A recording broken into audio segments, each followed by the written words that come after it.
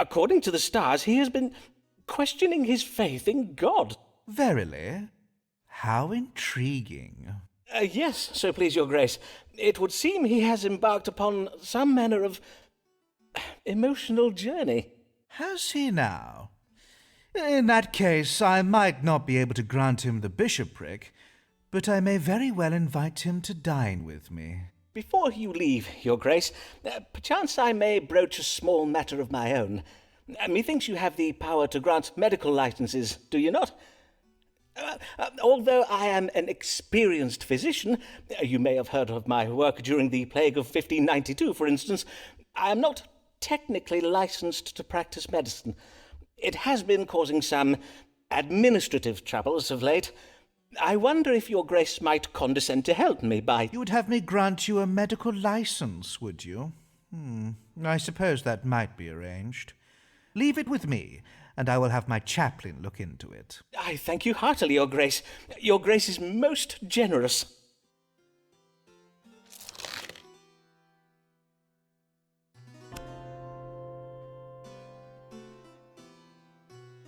Alice Blog is on the make, mayhap even on the take. Could it be for her family's sake? Seriously give her a break.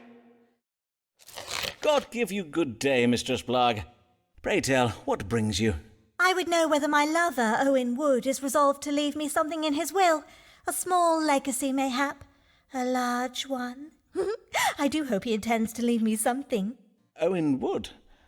He is the Dean of Armagh, is he not?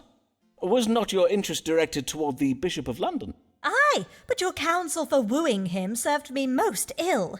When the bishop came to visit the archbishop in Lambeth, I smiled and nodded and kept my knees together like you advised, but 'twas all for naught. The archbishop's wife thought I was taken ill and sent me to bed directly after dinner. Forsooth, I am sorry to hear it, though mayhap it was for the best. Now, perchance we may proceed to this matter concerning Owen Wood. Pray tell, why would you wish to know whether he has included you in his will? Is he gravely ill? Not presently, but methinks he will be soon, for he has gone to Ireland to join that peacocking mumphead, the Earl of Essex. I see. He has gone to fight in Robert Devereux's military campaign to put down the Catholic rebels in Ireland. But you're being a little harsh, are you not? 'Tis true he has had some bad luck of late, but the Earl is a fine... Oh, a swole-headed failson is what his lordship is. 'Twould not surprise me if he read his map upside down and marched his men into a bog to drown.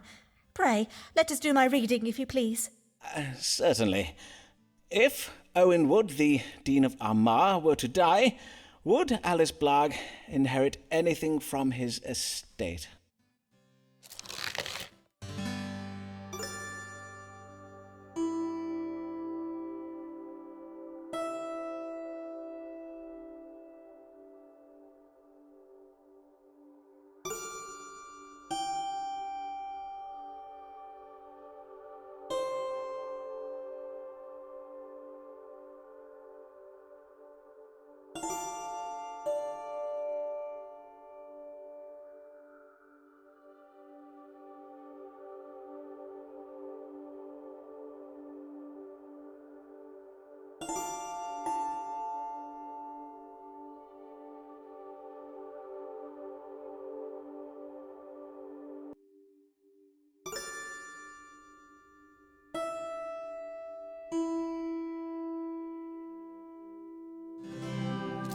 I am happy to assure you, madam, that Owen Wood will not die in Ireland.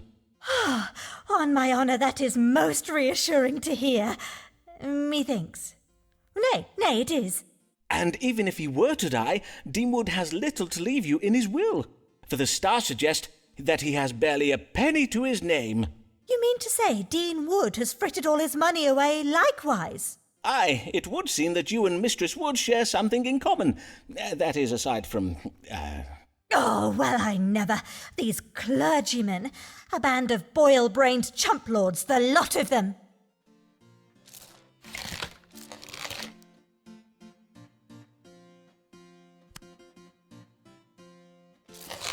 Almighty God, shelter thy servant Thomas Black.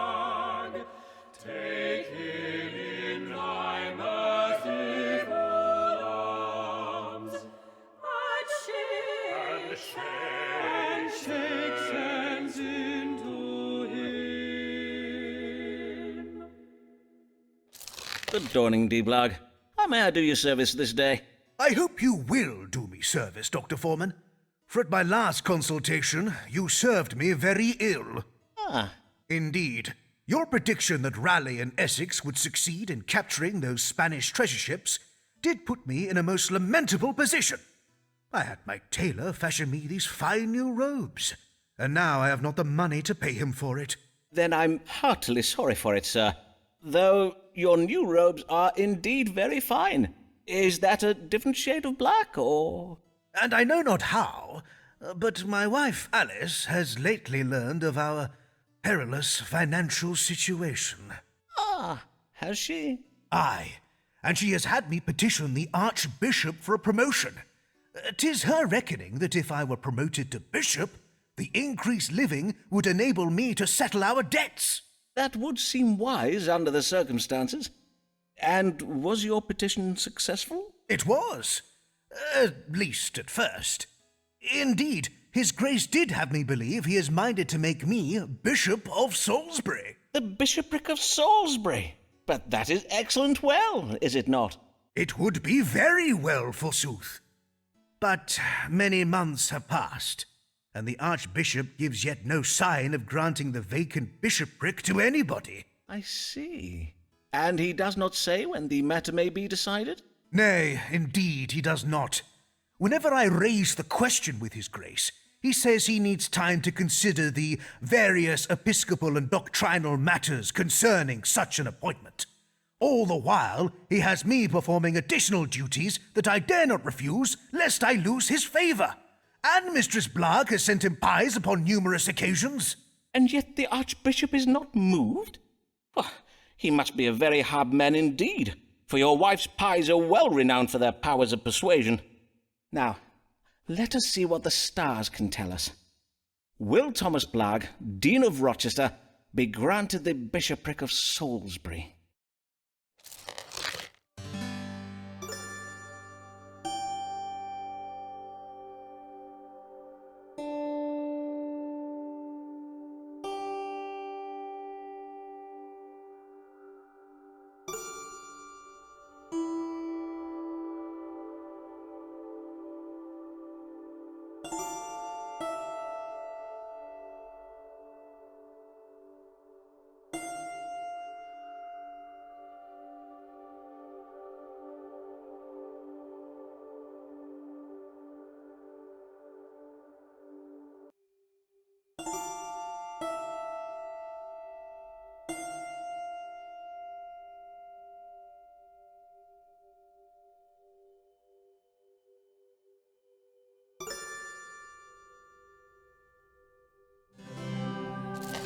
The stars do confirm that you will be granted the bishopric, for you have acquitted your duties well and proved yourself a skilled administrator.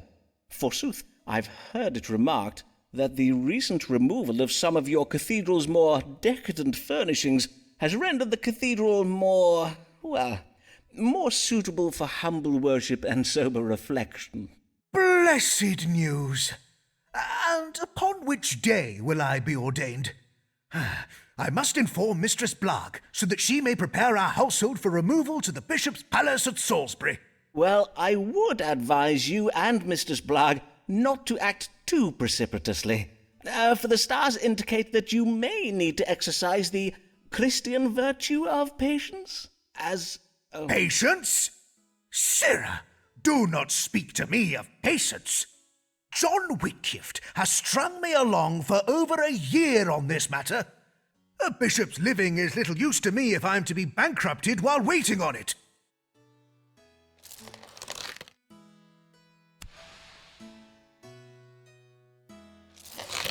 Lancelot more struck by the muse, for his sonnets found there be no excuse. Many do strike him as well, and for his verse they damn him to hell. Ah, good morrow, Mr. Moore. How fare you this day? Forsooth, I fare very well, for I have become acquainted with the most wondrous of creatures, a lady who has lately been widowed. Ah, let me just take some notes here. Is this one dark or fair? Auburn with eyes of green, mayhap? I do not believe there's yet been an auburn-haired maid. Fie, Mr. Foreman! Prithee show more respect for ladies than to view them as mere collections of physical charms. Beauty alone is of nothing to a man such as I. Nay, my heart does belong to a worldly woman of culture and learning, her head almost as striking as the soft hair and radiant eyes that adorn it. Indeed, her gift of understanding is so strong she can listen to my sonnets for hours on end. She can she? Forsooth, the lady does show great strength of mind indeed. And how might I advise you? I would have you tell me whether I should marry her, for, as you know, I have offered my troth to ladies in the past, and it has not ended well for me. So, this time I did tell myself, Lancelot, you will proceed with caution. You will know the lady for at least a month before you think of wedding her, and then you'll go directly to Foreman for his counsel. Then let us consult the stars now. Should Lancelot Moore marry this wondrous and worldly widow?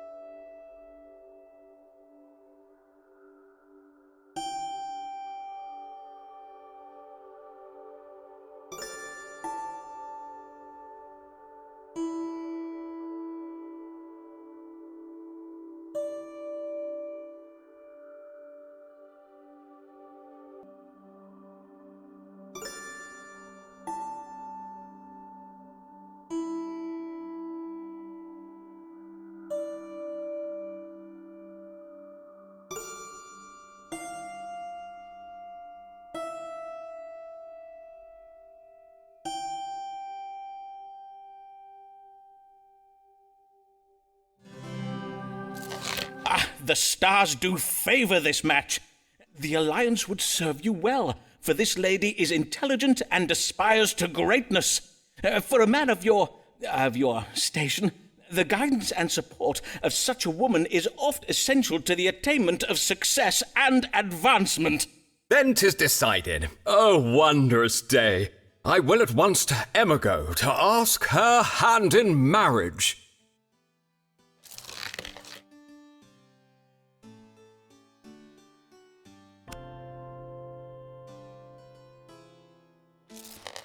Sibyl's not blessed, for when she tries her best, 'tis then she does her worst.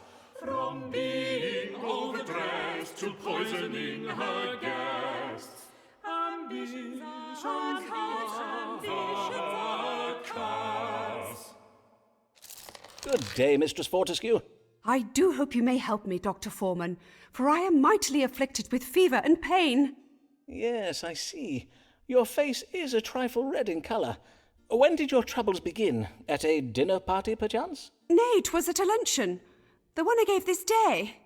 I sought to play a trick upon my friend, Lady Emma Dyer, and I worry God is punishing me for my japery. And what manner of jape did you play on your friend at this luncheon of yours? Pray, describe the ruse to me. Well, I came upon the idea when I took receipt of a trunk full of exotic goods from the New World. Lovely gifts sent home to me by my gallant husband. Know you of my husband, Captain Henry Fortescue? He is a great friend of Sir Walter Raleigh, of course. I think you have mentioned him once or twice, madam. The trunk contained a parcel of dried fruits, full red in colour they were, and with them a note of warning. On it was writ that these fruits, if not consumed in moderation, can provoke a hot, pricking fever when ingested. Ah, yes. I have read of this fruit in the writings of Spanish explorers. Capsicum icaramba mequema is the botanical name, I believe. I am well known for serving the most original dishes at my table. Hence my guests were not surprised when I invited them to try my exotic fruit. I served them each a sweet pie containing one of these, capsicum... Icaramba mequema. But I made sure Emma received a pie containing the very largest fruit, and I the very smallest one. I see. You hoped to occasion a fever in your friend while escaping the same fate yourself. And yet this ruse did not succeed, I take it. Nay, it did not, Dr. Foreman. Most of my guests dared only take one bite of their pies before abandoning them, finding themselves unequal to the challenge. But Emma ate hers all up, as did I. I was sure I would be safe, and that she would turn red and begin to perspire most shamefully, but she remained as cool as a cucumber. But you, madam? But I began to feel such pain in my mouth and throat. My face and eyes turned red. Moisture gathered on my brow and bosom, and damp marks appeared on my bodice. I could not conceal it from my guests. 'Twas humiliating. How distressing for you, madam. Let us now seek a solution to this mystery in the stars. What might explain the querent's affliction?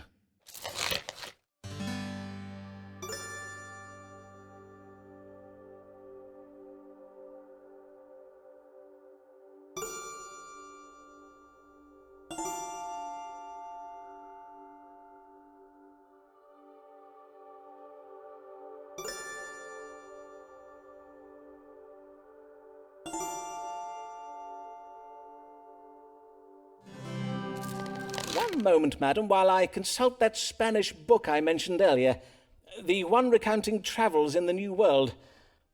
Ah, yes, that is interesting. What is interesting, Dr. Foreman? The stars say you have quinsy, and this book confirms my suspicions as to what provoked it. Madam, 'tis not the larger fruits that occasion pain when consumed, 'tis the small ones, such as the one you had baked into the pie for yourself. You mean to say the smaller fruits are more dangerous than the larger ones? How strange!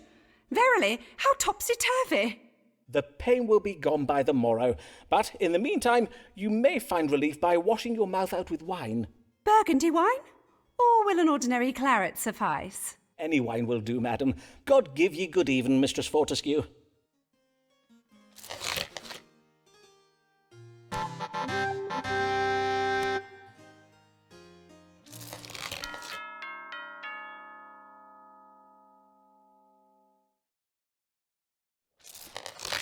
Humphrey Bell, who is this coming youth? Mayhap a little shy, but pleasing to the eye. His eyes, his hair, his shape, the form, forsooth, has he a sweetheart? Pray tell us the truth. Good morrow, young sir. Methinks this is your first consultation, Mr. Humphrey Bell, sir. And how may I do you service this day, Mr. Bell? I want to get lean in that. You wish to become lean, you say? And why would you need to be any leaner than you are now? You do not appear at all overplump. Indeed, you appear to be a young man in the full vigour of health. Yay, but I do the lady parts though, innit? You do the lady parts. Oh, I see. You are a player who plays feminine roles upon the stage. Yes, I think I recognise you now. You play for Lord Chamberlain's men, do you not? The company of players led by Will Shakespeare, Richard Burbage and Will Kemp, among others. Aye, sir. I play for them as a hired man, and next month I'm to play a fairy queen in a play we're doing for Lord Hunston at his daughter's wedding. But Bossman Burbage says I'm too plump for the role. Humphrey, your girth does make it difficult for an audience to imagine you getting up out of your fairy throne, let alone flying. Yes, I think I understand. 'Twould imperil the audience's suspension of disbelief, thus breaking the fourth wall, as you players so call it. Ah, sir, indeed.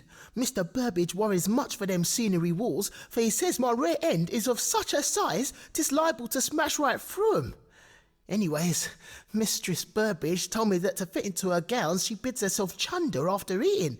Might you give me some herbs for that or something? And Mistress Burbage would be Richard Burbage's wife, I presume. Well, to judge what would be most effective in your case, I shall need to consult the stars.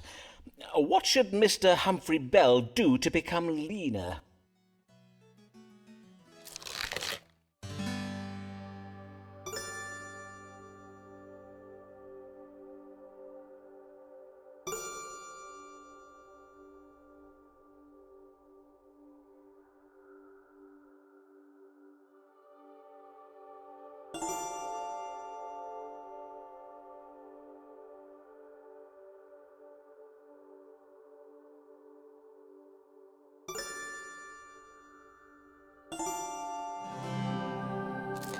The solution is quite simple, Mr. Bell.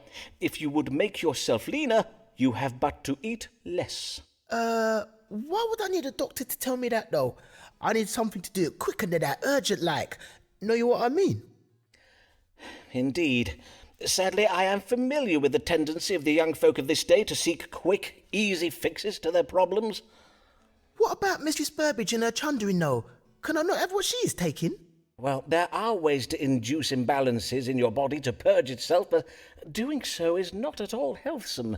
For instance, I might have told you of the dangerous practice of taking goodly quantities of prunes and rhubarb to purge from the fundament, but that would have been negligent of me, for as a physician I cannot endorse... Prunes and rhubarb? So I just eat them things. Easy. Thank you, Doctor. Give you a good day. Hold, sir. I'd strongly advise against such a...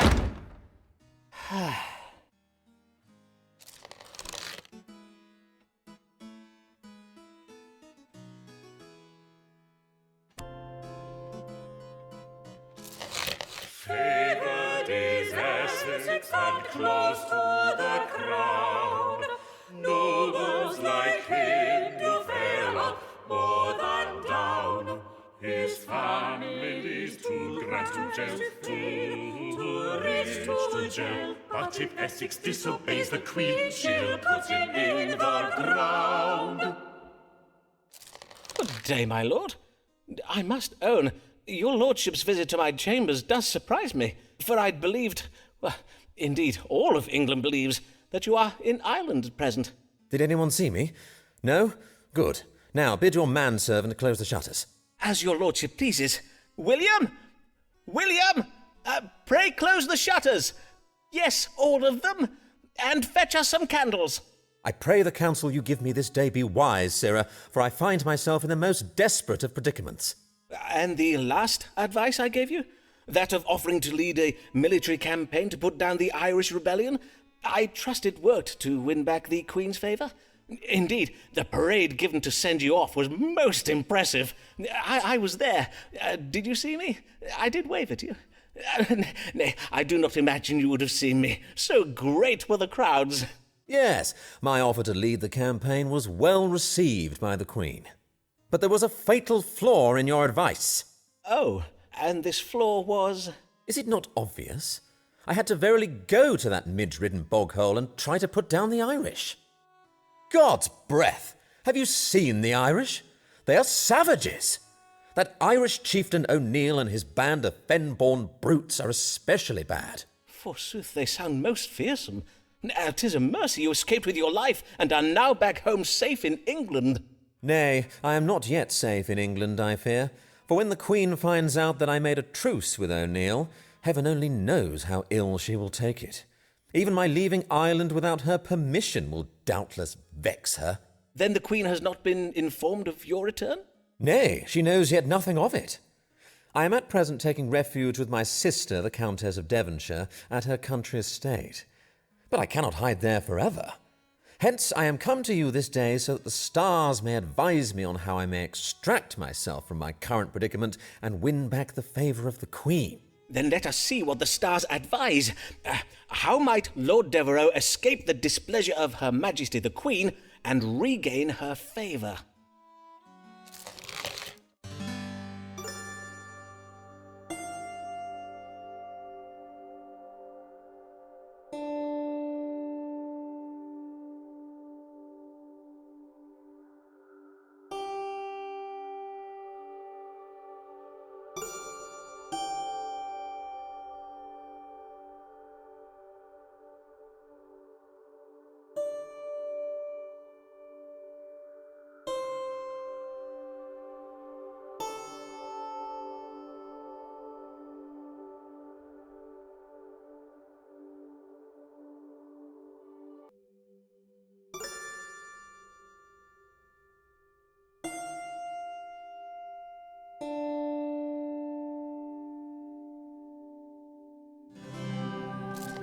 Your lordship must not give up hope, for though our queen may have the stomach and heart of a king, she has but the body and mind of a weak and feeble woman. Hence the stars suggest you use your manly physical attributes to resolve this affair. I see. Use my imposing presence and masculine intelligence to overpower her. Show her who is truly sovereign. Nay, my lord. Quite the reverse.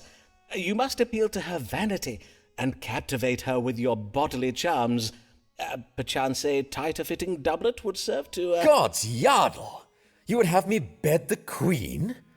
Doubtless you have never seen Her Majesty at close quarters, Foreman. Elizabeth may be in fine health for an old woman, but she is more advanced in years than my own mother.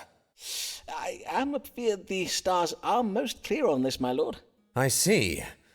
But how am I to find a moment alone with her? If I make an entrance at court whilst Her Majesty is surrounded by guards and courtiers, I may be arrested on the spot. Aye, 'twould be most perilous. Hold, I think I have it. My lord, if you were able to insinuate yourself into Whitehall Palace one morning before Her Majesty rises, you could approach the Queen while she is still alone in her bedchamber. By the saints, 'tis no ill idea. I shall prepare to mount a surprise attack upon the Queen's defences. Huzzah! Huzzah! Godspeed, my Lord Devereux!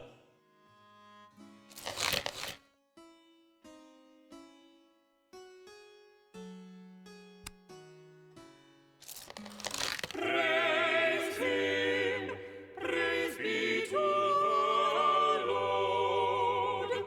The Lord, Archbishop with gift, and thereby the void unto us his eternal grace and favor. Praise be to the Lord, Archbishop with gift. Good day, Your Grace, and well met. Might I inquire whether Your Grace has made a decision regarding whether to give Thomas Blagg the bishopric of Salisbury? Ah, yes, Dean Blagg. After you indicated that he might be questioning his faith, I had my chaplain look into his affairs more closely. Although I found nothing amiss as regards to his devotion to God, his devotion to the management of Rochester Cathedral is, mayhap, not as it should be. Verily, Your Grace. How so? It seems Dean Blagg has been embezzling coin from the Rochester Cathedral accounts, and several items of cathedral furniture have gone missing. Paintings, wall hangings, silver candlesticks, and the like. Oh, indeed? Of course, I will make nothing of it, as I wish to avoid the scandal. I merely told Dean Blagg that I could not offer him the bishopric due to various episcopal and doctrinal constraints. Of course. And what problem would Your Grace wish me to address this day?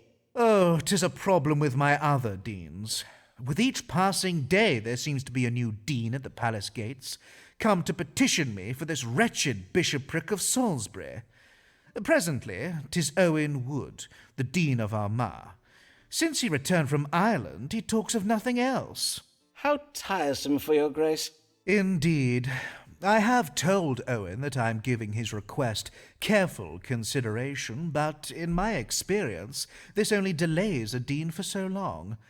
I do have to grant the occasional bishopric, or else my deans become restless. Doubtless, Your Grace. But after what I learned about Dean Blagg, I must take care to exercise caution.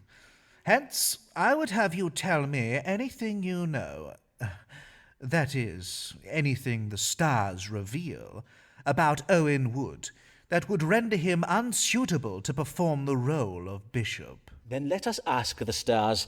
Is there any reason why the Most Reverend John Whitgift, the Archbishop of Canterbury, should not grant Owen Wood the bishopric of Salisbury?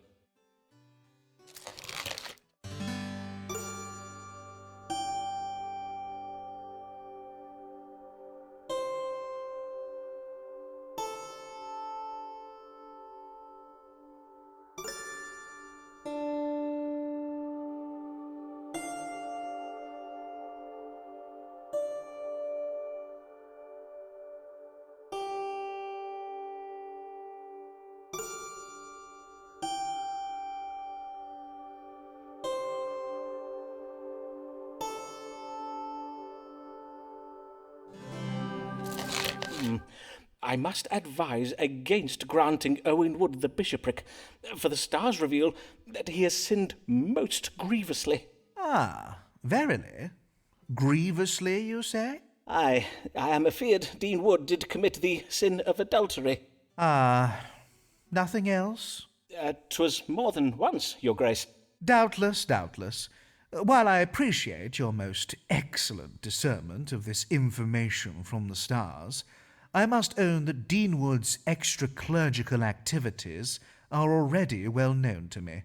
Why, even my own wife has had a tumble with the man.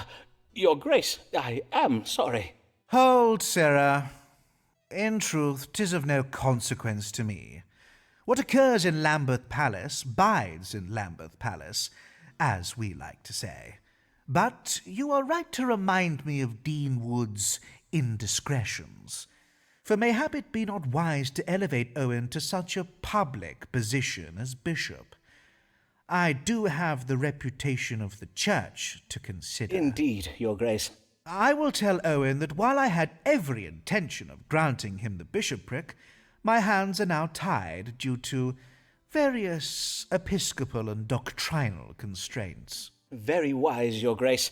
And one more matter, if I may. Has your grace yet had the opportunity to consider the granting of my medical license? Ah, yes, that. Once my chaplain has finished looking into the matter, I shall be giving it careful consideration. Good day.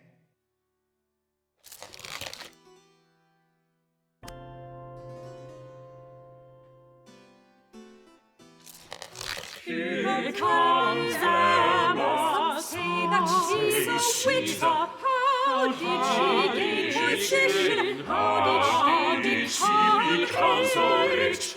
For her eyes she has to thank frail old men with serious pangs. Comes Emma, I verily she is rich. Good day, Lady Dyer. Good day, Dr. Foreman. But I can no longer claim the title of Lady Dyer, for Lord Dyer passed away last year. You must call me Mistress Moore now, for I am lately remarried. Indeed? I am full sorry to hear of Lord Dyer's death, Mistress Moore.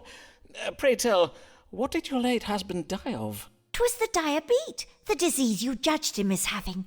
He died from wounds that never healed. You mean the cut on his lordship's hand? But I recall you saying the wound was trifling small. Oh, yes, that wound was. But through misfortune he acquired many more. One evening, while we were summering at our country estate, he was leaning out upon the balcony when the stone railing gave way and he fell into our rose garden. The thorns cut him near to pieces. Poor dear Henry. He did so love his roses. There, dear lady. My wish is to leave such sorrows behind and think only of my new husband, Lancelot Moore. My Lancelot is a fine man, a man of great talent. Indeed, he has so much potential that I am loath to see it go to waste. And, as you doubtless know, Lord Devereux, Earl of Essex, is presently leading a military campaign to put down the Catholic rebels in Ireland. Forsooth I do know, madam. Indeed, I myself was at the parade to send Lord Devereux off on his travels. Have you a notion that your husband should enlist as a soldier in his lordship's campaign? Indeed I do, Dr. Foreman. For you see, my husband Lancelot is full brave. Yes, I am told that Lancelot has distinguished himself in many fierce battles against fathers and the like. But I seek your reassurance that if I were to send Lancelot to Ireland, he would return unharmed. No doubt the Earl is leading his men very well, but I hear tell those Irish tribesmen are most savage in battle. Dare I let my husband face such fearsome beasts? Let us see what the stars advise.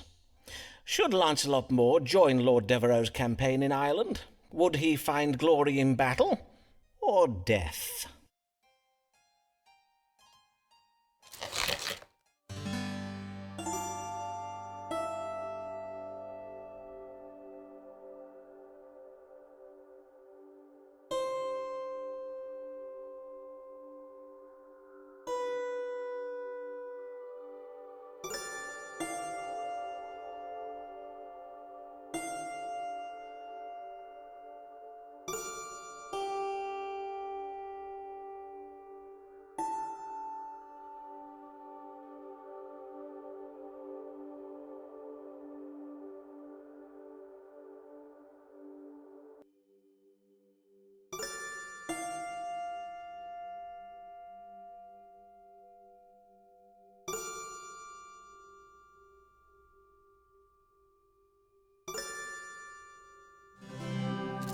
Madam, I urge you not to send your husband to Ireland.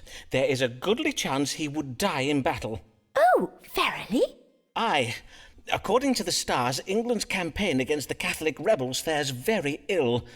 Whilst Robert Devereux may be a skilled military commander, the Catholic rebels are clever strategists. They have the upper hand. By the saints, how frightful! I will at once to my husband go and entreat him not to venture to Ireland.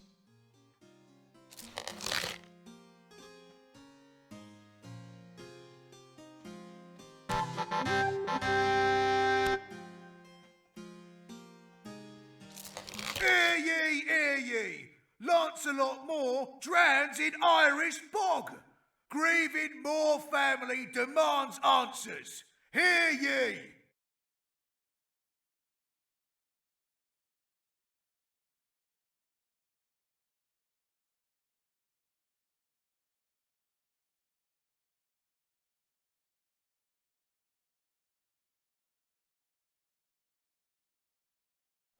Since Blythe left Alice in the lurch, for solution she does search. 'Tis true she's the wedded half the church, but Blythe left Alice in the lurch. Good day, mistress. What brings you? I am come about my lover who is lately returned from Ireland. Ah, yea, and your current lover is, as I recall... Ah, yes, your lover at present is Owen Wood, the Reverend Dean of Armagh, is it not? Aye. And according to my notes, you were afeard he might die in battle. Aye, but you were right. Owen did not die. And yet you do not appear to be much pleased he's returned alive. Whatever is the matter, madam? It is being said around the diocese that my lover, Owen Wood, is romantically entangled with 2 other women. And who might these 2 other women be? Might one of them be his wife, or...? Of course not. Do not jape with me, foreman. I did hear that one of the ladies Owen is seeing is Mistress Ways, while the other is a certain Anne Hayborn, with whom I am not yet acquainted.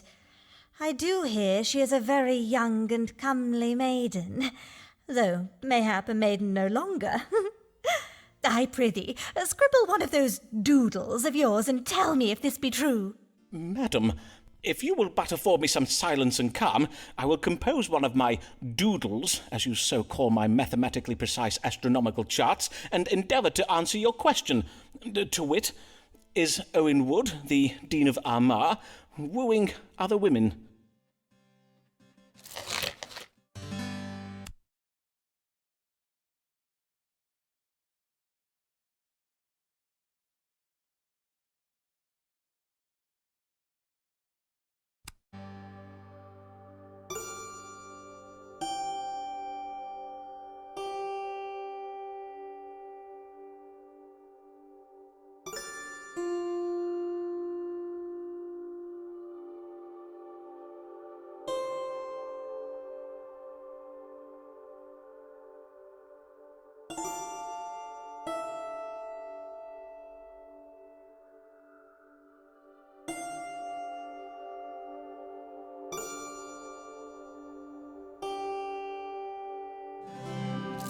Alas, I am afeard your suspicions are well founded, madam, for the stars do indicate that Dean Wood has been paying court to several other ladies.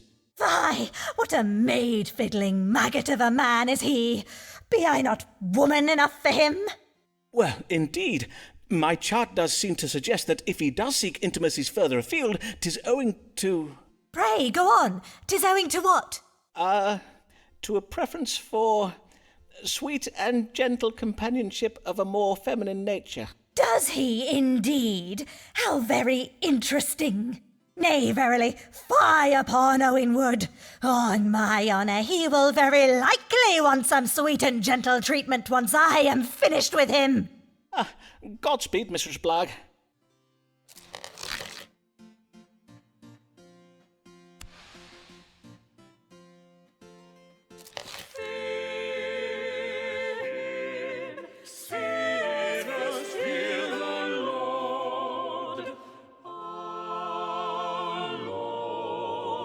Archbishop, priest gift.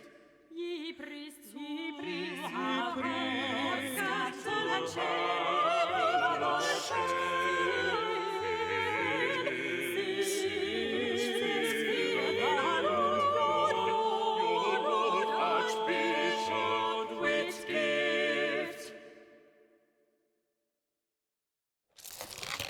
God give you good even, Your Grace.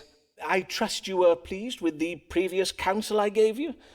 The advice I gave against granting Owen Wood the bishopric of Salisbury. Ah, yes, your counsel did indeed prove sound, for Dean Wood is now cods deep in scandal.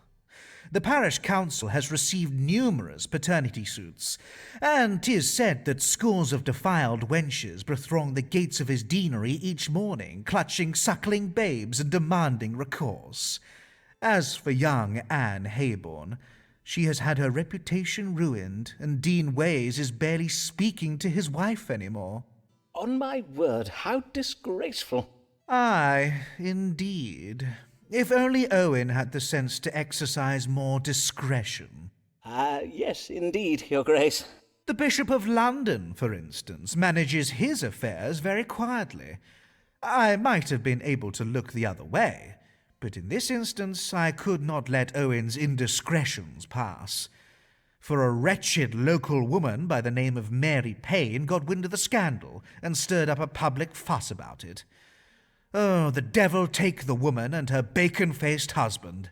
If I might venture an opinion, Your Grace, mayhap if we were to pay no heed to Mary Payne and her ilk, they would eventually tire of their animus and leave us all be. But is it upon such problems you come this day, or upon some other matter? I am come about my health. I believe I do ail of something. Then pray, describe your complaints to me, Your Grace. Well, I am afflicted with pain in my back, and at times I find myself hard of breathing. Indeed, I feel I may have phlegm in my chest, and I do bear these odd-looking spots upon my body that will not mend. If you will permit me to loosen your robes to examine you? I see. Methinks I have a notion of what ails you. Let me confirm it with a reading of the stars. What troubles Archbishop Whitgift?